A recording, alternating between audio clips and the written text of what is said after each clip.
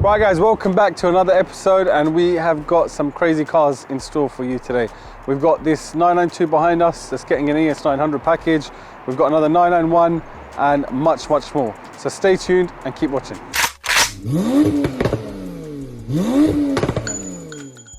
So behind me here guys, you can see a very beautiful Crayon 992 Turbo S. So we've done a bit of development on this car. This is actually running one of our built engines now. We've been testing the car. We come across a fault a while back, a chassis control fault.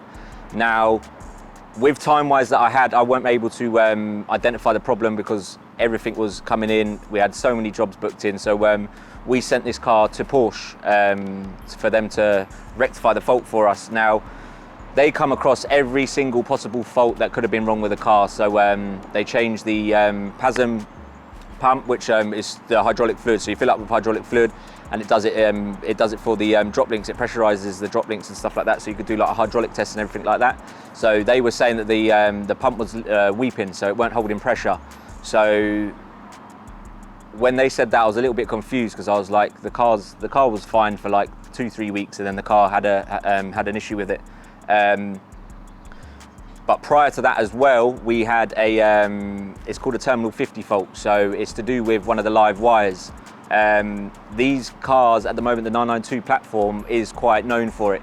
Now Porsche don't do it as a recall or nothing like that. So I come across it, and I went through everything on this car to get this car sorted. Now I've spent a lot of time on this car rectifying the fault on it.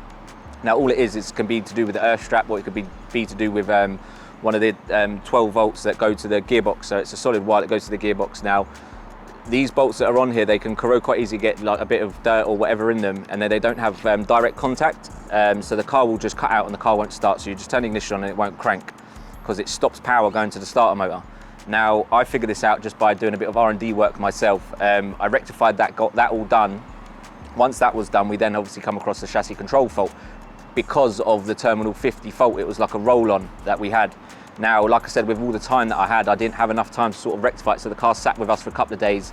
And obviously with the customer wanting the car, we thought, do you know what, let's book it in with Porsche. We sent it to Porsche. Now Porsche had this car for a very long time. We've recently got it back still with the exact same fault that we give it to them. Now we spent endless amounts of money with them saying, oh, it's going to be this, it's going to be the pump, it's going to be the valve unit, it's going to be this. So we obviously paid for a new pump. The car still had the same fault. They said, oh, it's going to be the control unit. So we bought a brand new control unit, still exactly the same fault. We were getting tired of all of these, oh, it's this, it's that, you need to pay X amount, you need to pay this. So we ended up just getting the car back. Now the car was back with me for 1 day, and within that 1 day I rectified the fault and I fixed it, and the car is absolutely fine. Now they said we needed a new valve body, so I took the valve body out, I cleaned up all the lines, I emptied the whole hydraulic system completely, I dried it completely out, I cleaned everything, and then I put it all back together, put hydraulic fluid in it, and then I done I done the correct way of doing the test. Now the test is the so you've got to do a hydraulic test on it. So what happens is when you've got it on the P-Wiz, it does the balancing of the car, make sure there's enough pressure in each corner of the car, so it does it separately. It does, so once I've done that, it's passed the test. Now it's passed the test, we've taken the car out, we've tested the car endless amounts of times now, and we've not got one issue. So with Porsche having the car for that long and us spending endless amounts of money saying this is what the fault is, that's what the fault is, it was just clear that, do you know what I mean, with most dealers, they won't rectify a fault, they will just say it needs this, it needs that. They will replace parts, they won't actually identify what the actual fault is or what's causing the fault. Whereas I've managed to identify it, I've managed to rectify it, and I've fixed it. So now we've got our 992 built engine back on the road with no issues at all, and we've got one really happy customer.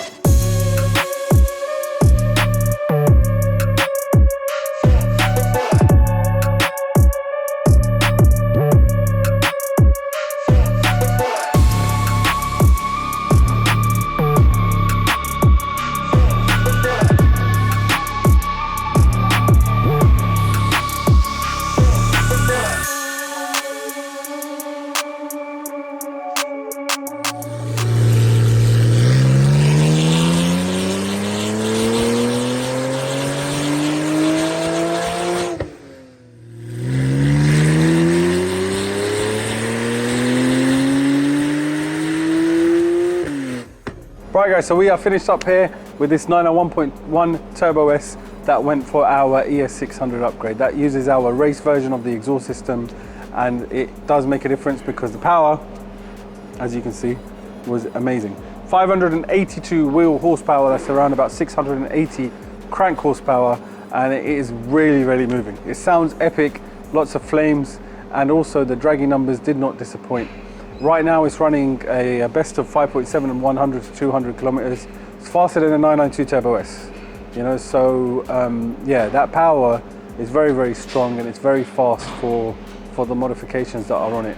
We also serviced the car at the same time. We changed the plugs around for our own specification uprated race plugs and complete the service. It's very important when you're tuning your car. You need to look at also servicing it and maintaining it at the correct intervals, and also with the right parts, to make sure that you get optimum results like this one here.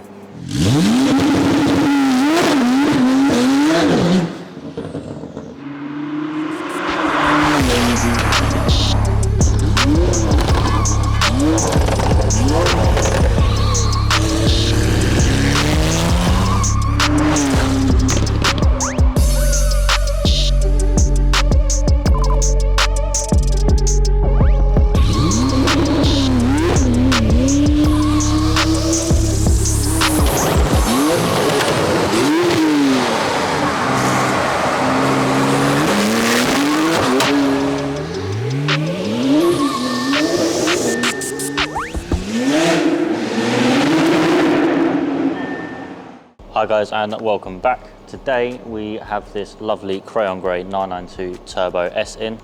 This is in for our ES900 package and a full aero kit, so that will be a nice transformation there. So our ES900 kit is all bolt on, no engine work specifically. So yeah, we fit in larger intercoolers, induction kit, different exhaust system, and we'll be having a MEF kit as well. So yeah, once that's sorted, we'll get that on the dyno and show you how that goes.